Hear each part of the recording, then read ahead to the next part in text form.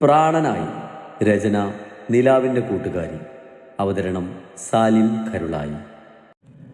രാധവിൻ്റെ കവിളിൽ അമർത്തി ചുംബിച്ചുകൊണ്ട് ധ്യാൻ പറഞ്ഞതും രാധ ഒന്ന് ചിരിച്ചവൻ്റെ നെഞ്ചിലേക്ക് ചാരിയിരുന്നു. മാഷിന് ആൺകുഞ്ഞാണോ പെൺകുഞ്ഞാണോ വേണ്ടത്? തൻ്റെ വയറിലുള്ള ധ്യാനിൻ്റെ കയ്യിൽ വിരൽ കോർത്ത് പിടിച്ചുകൊണ്ട് രാധ ചോദിച്ചു. ഏത് കുഞ്ഞാലും വേണ്ടില്ല, ഒരു കുഴപ്പമില്ലാതെ കിട്ടിയാൽ മതിയായിരുന്നു നിന്നെയും കുഞ്ഞിനെയും. എന്നാലും എനിക്ക് സമാധാനമാകുകയുള്ളൂ. രാധവിൻ്റെ നെറ്റിയിൽ ചുണ്ടുമുടിച്ചുകൊണ്ട് ധ്യാൻ പറഞ്ഞു. മാഷിന് അത് തന്നെ വേണം, എന്നെ കുറെ മാഷിന്റെ പിറകെ നടത്തിച്ചതല്ലേ? ധ്യാൻ പറഞ്ഞു കേട്ട് ചുണ്ടു പൊട്ടിക്കൊണ്ട് രാധു പറഞ്ഞു. അതൊക്കെ ഒരു രസമല്ല എൻ്റെ രാധുവേ. ശരിക്കും ഇഷ്ടമുണ്ടായിട്ട് തന്നെയാണോ മാഷിനെ കല്യാണം കഴിച്ചത്? അതോ മാഷിന്റെ അച്ഛൻ്റെ ഫ്രണ്ടിന്റെ മകളെ മാഷിനോട് കല്യാണം കഴിക്കാൻ ആവശ്യപ്പെട്ടതാണോ? ഓ, ഇപ്പോഴെങ്കിലും ചോദിച്ചല്ലോ. രാധുവിന്റെ ചോദ്യം കേട്ടത് ധ്യാൻ കളിയായി പറഞ്ഞു. പാറ മാഷ്, കേൾക്കാനുള്ള കൊതിയുണ്ടല്ലേ? സത്യം പറയാലോ, നീ ആദ്യമായി എൻ്റെ അടുത്ത് വന്ന് അത്രയും കുട്ടികളുടെ മുന്നിൽ വെച്ച് എന്നോട് ഇഷ്ടം തുറന്നു പറഞ്ഞപ്പോൾ എനിക്ക് നിന്നോട് ദേഷ്യമായിരുന്നു. അതിന് കാരണം പഠിപ്പിക്കുന്ന മാഷിനെ പ്രണയിച്ചതും പബ്ലിക്കായി വന്ന് പ്രപ്പോസ് ചെയ്തതും തന്നെയായിരുന്നു. ധ്യാൻ പറഞ്ഞത് കേട്ട് എന്തോ ഓർത്തതുപോലെ രാധുവിൻ്റെ കൈ തൻ്റെ കവിളിലെത്തി നിന്നു.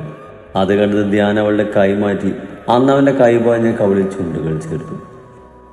ബാക്കി പറ മാഷേ. ധ്യാനിന്റെ മീശയും താടിയും കവിളിൽ കുത്തിയത് രാധ ഒന്ന് ചിണുങ്ങിക്കൊണ്ട് പറഞ്ഞു.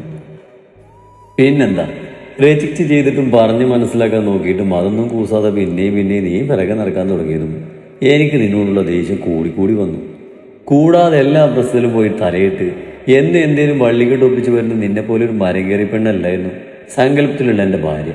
അതുകൊണ്ടാ നീ പിറകെ ഇഷ്ടമാണെന്ന് പറഞ്ഞ് വരുമ്പോൾ കണ്ണുപൊടുന്ന ചീത്ത പറഞ്ഞ് നിന്നെ ഓടിച്ചു വിട്ടിരുന്നത്.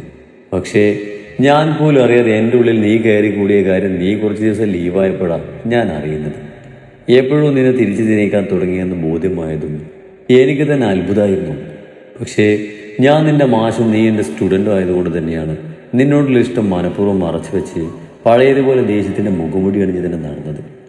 പക്ഷേ എല്ലാം തകർത്തായിരുന്നു നീ കല്യാണം വേണമെന്ന് വീട്ടിൽ വിളിച്ച് പറഞ്ഞത്. ഡെബി വഴി നിനക്ക് കല്യാണം നോക്കുമെന്ന് അറിഞ്ഞപ്പോൾ നിന്നോടെല്ലാം തുറന്നു പറയാനിരുന്നതാണ് ഞാൻ. അപ്പോഴാ എൻ്റെ അച്ഛൻ്റെ ഫ്രണ്ടിൻ്റെ മകളുമായി എൻ്റെ വിവാഹം ഉറപ്പിച്ചെന്ന് പറഞ്ഞ് വിളിക്കുന്നത്. മുൻപേ അച്ഛനും അമ്മയും കണ്ടെത്തുന്ന കുട്ടിയെ കല്യാണം കഴിച്ചോളെന്ന് പറഞ്ഞതുകൊണ്ട് തന്നെ ആകെ പെട്ടുപോയ അവസ്ഥയായിരുന്നു. പക്ഷേങ്കിൽ അച്ഛൻ കാണിച്ചു തന്ന നിന്റെ ഫോട്ടോ കണ്ടപ്പോൾ സത്യം പറഞ്ഞാൽ ആകെ വണ്ടടിച്ചു പോയിരുന്നു. നീ അച്ഛൻ്റെ ഫ്രണ്ടിൻ്റെ മകളെന്ന് അറിഞ്ഞപ്പോൾ പിന്നെ ഒന്നും ആലോചിക്കാൻ നിൽക്കാതെ സമ്മതം പറഞ്ഞു. പൊതുവെ ഏതെങ്കിലും കല്യാണാലോചനകൾ വരുമ്പോൾ എന്തെങ്കിലും പറഞ്ഞ് ഒഴിഞ്ഞു മാറുന്ന ഞാൻ നിന്റെ ഫോട്ടോ കണ്ടുകൊണ്ടിരുന്ന കല്യാണത്തിന് സമ്മതം മൂളിയത് അവർക്ക് സംശയമായി. അങ്ങനെ ഞാനെല്ലാം തുറന്നു പറഞ്ഞു. നമ്മൾ രണ്ടുപേരും ഒരു കോളേജിലാണെന്ന് അറിയാമെങ്കിലും ഇങ്ങനെ ഒരു ട്വിസ്റ്റ് അവർ പ്രതീക്ഷിച്ചിരുന്നില്ല. പിന്നെ എല്ലാം സത്യയുടെയും തീയുടെയും പ്ലാനായിരുന്നു. നിനക്കൊരു സർപ്രൈസ് ആയിക്കൊണ്ടെന്ന് കരുതിയ ഞാനടക്കം പിന്നെ എല്ലാവരും നിന്നോടൊന്നും പറയാതിരുന്നത്. ചിരിയോടെ ധ്യാൻ പറഞ്ഞു നിർത്തിയതും രാധുവിൻ്റെ താടിയിൽ പിടിച്ചു വലിച്ച് ധ്യാനിൻ്റെ മുഖം തന്നിലേക്ക് അടുപ്പിച്ച് അവൻ്റെ കവളിൽ പല്ലുകളായിത്തി. എടി പറയക്ഷി കാടിക്കല്ലേ. വേദന കാരണം ധ്യാൻ അലറി വിളിച്ചതും രാധ ധ്യാനിന്റെ കവളിൽ നിന്ന് കടി വിട്ട് അവനെ കൂർപ്പിച്ച് നോക്കി. കാടിച്ചെടുത്തോ നീ? ധ്യാൻ വേദനയോടെ കവളിൽ ഒഴിഞ്ഞുകൊണ്ട് ചോദിച്ചു. ശരിക്കും നിങ്ങളുടെ തലതല്ലി പൊട്ടിക്കാ വേണ്ടത്. എന്നെങ്ങനെ പിറകെ നടത്തിയതിനെ നമ്മുടെ 5 മക്കളെ കൊണ്ട് ഞാൻ നിങ്ങൾ ക്ഷാ എണ്ണ എന്നൊക്കെ വരപ്പിക്കും. ധ്യാനിന്റെ ദേഷ്യത്തിൽ നോക്കിക്കൊണ്ട് രാധു പറഞ്ഞു. എത്ര? രാധു പറഞ്ഞു കേട്ട് വിശ്വാസം വരാതെ ധ്യാൻ ചോദിച്ചു. കുറഞ്ഞതൊരു 5 പിള്ളേരെങ്കിലും വേണം നമുക്ക്. തൻ്റെ വയറിൽ തലോടിക്കൊണ്ട് രാധു പറഞ്ഞു. 3 മാസം ആയതുകൊണ്ട് തന്നെ രാധുവിന് കുഞ്ഞു വയറൊക്കെയുണ്ട്. കുറഞ്ഞത് 5 പിള്ളേരോ? രാധു പറഞ്ഞത് കേട്ട് ഞെട്ടി കണ്ണും തള്ളിക്കൊണ്ട് ധ്യാൻ ചോദിച്ചു. എന്താ കുറഞ്ഞു പോയോ? വേണേ കൂട്ടാം. വേണ്ട, നമുക്ക് ഈ ഒരു കുഞ്ഞു മാത്രം മതി. 5 എണ്ണത്തിന് നീ പ്രസവിക്കുന്നത് വരെ ഞാൻ ഇതുപോലെ ടെൻഷൻ അടിച്ചാലേ ബാക്കി ഉണ്ടാവില്ല. രാധുവിന്റെ വയറിൽ തഴുകി അവളെ പറഞ്ഞ് മനസ്സിലാക്കാൻ ശ്രമിച്ചുകൊണ്ട് ധ്യാൻ പറഞ്ഞു. പറ്റത്തില്ല, ഞാൻ ഇത്രേ വരെ വെല്ലുവിളിച്ചതാ. നിങ്ങളുടെ പിന്നാലെ നടക്കുമ്പോൾ അവളെന്നെ കളിയാക്കും. അവൻ ഞാൻ പറഞ്ഞതാ, നിങ്ങളെ കെട്ടി നിങ്ങളുടെ മക്കളെ പ്രസവിച്ച് എൻ്റെ 5 മക്കളെ കൊണ്ട് അവൾ ആദ്യം ഇത് വിളിപ്പിക്കുന്നു. കൂടാതെ നിങ്ങളുടെ പ്രതികാരമാകുമല്ലോ. രാധു പറഞ്ഞത് കേട്ട് ധ്യാൻ എങ്ങനെയെന്ന രീതിയിൽ സംശയത്തിൽ അവളെ നോക്കി. മക്കളെ കാര്യങ്ങളൊക്കെ മാഷിനെ കൊണ്ട് ചെയ്യിപ്പിക്കും. മാഷല്ലേ നേരത്തെ പറഞ്ഞത് മാഷ് കഷ്ടപ്പെട്ട് കിട്ടിയ കുഞ്ഞാണെന്ന്? അവൻ മാഷല്ലേ നോക്കേണ്ടത്? അവരെ കുളിപ്പിക്കുന്നതും ഉറക്കുന്നതും ഭക്ഷണം കൊടുക്കുന്നതും ഡയപ്പർ മാറ്റുന്നതും സ്കൂളിലേക്ക് വിടുന്നതും പഠിപ്പിക്കുന്നതും എല്ലാം മാഷ് നോക്കണം. ചുരുക്കി പറഞ്ഞാൽ ഞാൻ ഒരു പണിയും ചെയ്യില്ലെന്ന്. നിങ്ങളെന്നെ പിറകെ നടിച്ചില്ലേ, അതിന് ഞാൻ എൻ്റെ മക്കളെ കൊണ്ട് പ്രതികാരം ചെയ്യും നിങ്ങളോട്. രാധു പറഞ്ഞത് കേട്ട് ധ്യാൻ കിളിമാറിയിരുന്നു. ഇത്രയൊക്കെ വേണോ രാധുവേ? ഉണ്ടാക്കുന്നത് പോലെ അല്പല്ല പ്രസവിക്കാൻ. രാധുവിനെ ദയനീയതയോടെ നോക്കിക്കൊണ്ട് ധ്യാൻ ചോദിച്ചു. വേണം, ഞാനല്ലേ പ്രസവിക്കുന്നത്, എനിക്കില്ലാത്ത ടെൻഷനും പേടി മാഷിന് വേണ്ട. ധ്യാൻ പറഞ്ഞത് ഇഷ്ടമാകാതെ അവനെ കെറുവോളം നോക്കിക്കൊണ്ട് രാധു പറഞ്ഞതും ധ്യാൻ ഒന്ന് മൂളി. മാഷിന് സന്തോഷായില്ലേ? ധ്യാനെ നോക്കി കയ്യിലുള്ള ആപ്പിൾ കടിച്ചുകൊണ്ട് രാധു ചോദിച്ചു. പിന്നെ സന്തോഷം കൊണ്ട് ഇരിക്കാനും നിൽക്കാനും വയ്യാത്ത അവസ്ഥയാണ്. ഇതിലും ഭേദം നീ എന്നെ തല തല്ലി പൊളിക്കുന്നതായിരുന്നു. ആദ്യം രാധുവിനോടായും പിന്നെ അവൾ കേൾക്കാതെയും ധ്യാൻ സ്വയം പറഞ്ഞു. എനിക്കറിയാം ഇത് പറയുമ്പോൾ മാഷിന് സന്തോഷമാകുന്നു. ധ്യാനെ നോക്കി ചിരിയോടെ രാധു പറഞ്ഞതും ധ്യാൻ ഒന്നും പറയാതെ ചിരിയോടെ അവളെ ചേർത്ത് പിടിച്ചിരുന്നു. മാഷെ, വിശക്കുന്നു, എനിക്ക് മസാല ദോശ ഉണ്ടാക്കി തരുമോ? കുറച്ച് സമയം കഴിഞ്ഞതും വിശപ്പ് കാരണം ധ്യാനിന്റെ കയ്യിൽ നിന്ന് ഞെരിപിരി കൊണ്ടുകൊണ്ട് രാധു ചോദിച്ചു. ഇത്ര പെടുത്ത് കഴിച്ചതൊക്കെ വിശന്നോ? ഫോൺ മാറ്റി വെച്ചുകൊണ്ട് ധ്യാൻ രാധുവിനെ നോക്കിക്കൊണ്ട് ചോദിച്ചു. എനിക്കല്ല, നിങ്ങളുടെ കുഞ്ഞിനാ വിശക്കുന്നത്. ചുണ്ടുപുളത്തിക്കൊണ്ട് രാധു പറഞ്ഞതും ധ്യാൻ ചിരിച്ചു. മാഷിന് ബുദ്ധിമുട്ടാണെങ്കിൽ വേണമെന്നില്ല, കുഞ്ഞിനൊരു കൊതി തോന്നിയതാകും. വയറ് തടവി ധ്യാനെ കടക്കണ്ണിട്ട് നോക്കി മുഖത്ത് വിഷമോ അങ്ങനെ എന്തൊക്കെയോ ഭാവങ്ങൾ വാരി വിതറിക്കൊണ്ട് രാധു പറഞ്ഞതും അവളുടെ അടവ് മനസ്സിലായ ധ്യാൻ ചുണ്ട് കടിച്ചു പിടിച്ച് ചിരിയൊതുക്കി. എനിക്കും ഒരു ബുദ്ധിമുട്ടില്ല, എൻ്റെ കുഞ്ഞിൻ്റെ ആഗ്രഹമില്ലേ, അത് ഞാൻ സാധിച്ചു കൊടുത്തോളാം. ബെഡിൽ നിന്നും ഇറങ്ങി രാധുവിനെ പിടിച്ചെണീപ്പിച്ചുകൊണ്ട് പറഞ്ഞതും രാധു എണിച്ചവൻ്റെ കയ്യിൽ പിടിച്ച് കിച്ചണിലേക്ക് പോയി. ധ്യാൻ രാധുവിനടുത്ത് സ്ലാബിലെത്തി മസാല ദോശക്കുള്ള പ്രിപ്പറേഷൻ തുടങ്ങി. വെജിറ്റബിൾ കട്ട് ചെയ്തും ഇടയ്ക്ക് എന്തെങ്കിലും എടുത്ത് കഴിച്ചും രാധു ധ്യാനെ സഹായിച്ചു. ഇതിനി കഴിച്ചോ. ഒരു വലിയ പേരിൽ 2 മസാല ദോശ എടുത്ത് രാധുവിൻ്റെ കയ്യിൽ വെച്ച് കൊടുത്തുകൊണ്ട് ധ്യാൻ പറഞ്ഞു. 2 ഉള്ളോ? പ്ലേറ്റ് വാങ്ങി തോളിൽ കിടക്കുന്ന തോർത്തുമെടുത്ത് മുഖത്തെ വിയർപ്പൊപ്പുന്ന ധ്യാനെ നോക്കിക്കൊണ്ട് ചുണ്ട് ചുളക്കി രാധു ചോദിച്ചു. ഇപ്പത് കഴിക്ക്, ബാക്കി പിന്നെ കഴിക്കാം.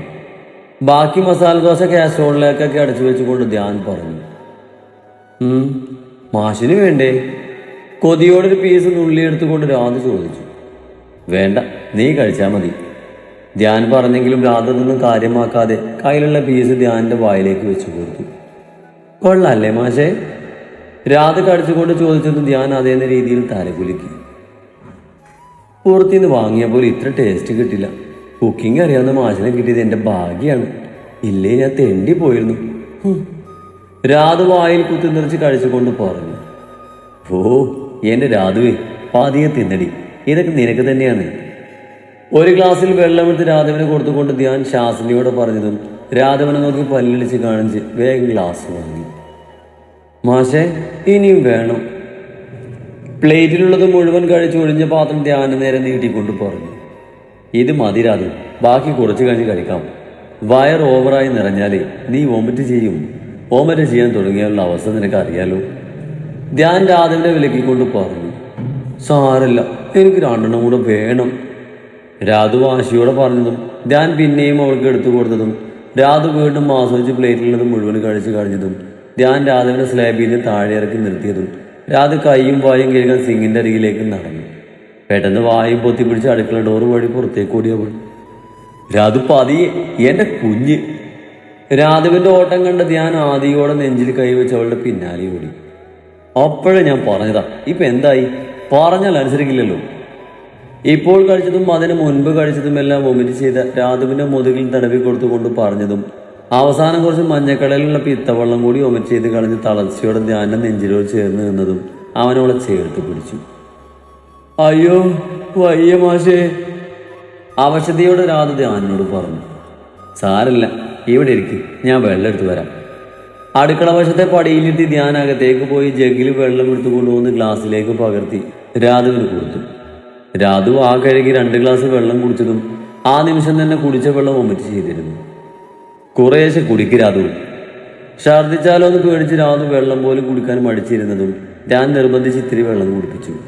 ഓക്കാനിച്ചൊരു വഴിയായതുകൊണ്ട് തന്നെ അവൾക്ക് വെള്ളം കുടിച്ചപ്പോൾ തൊണ്ടയെല്ലാം നീറുന്ന പോലെ തോന്നി. മുറിഞ്ഞു എന്നാ തോന്നുന്നേ. തൊണ്ടയൊടിഞ്ഞ് തളർച്ചയോടെ ഞാൻ നെഞ്ചിലേക്ക് ചേർന്നുകൊണ്ട് രാധു പറഞ്ഞു. സാരല്ല, മാറിക്കോളും. വാ, അകത്തേക്ക് പോവാം. കുറച്ച് നേരം കിഴക്ക് നീ, അപ്പോൾ തളർച്ചയൊക്കെ മാറിക്കോളും. കുറച്ച് കഴിയാതെ എന്തെങ്കിലും കഴിക്കാൻ കൊടുത്താൽ വീണ്ടും അവൾ ഒമിറ്റ് ചെയ്യുന്ന അറിയാവുന്നത് കൊണ്ട് ധ്യാൻ അവളെ ആശ്വസിപ്പിച്ചുകൊണ്ട് പറഞ്ഞു. കാലൊക്കെ കുഴയ, നടക്കാൻ പറ്റുന്നില്ല. തളർച്ചയോടെ രാധു പറഞ്ഞത് കേട്ട് ധ്യാൻ അവളെയും കയ്യിൽ കോരിയെടുത്ത് അകത്തേക്ക് നടന്നു.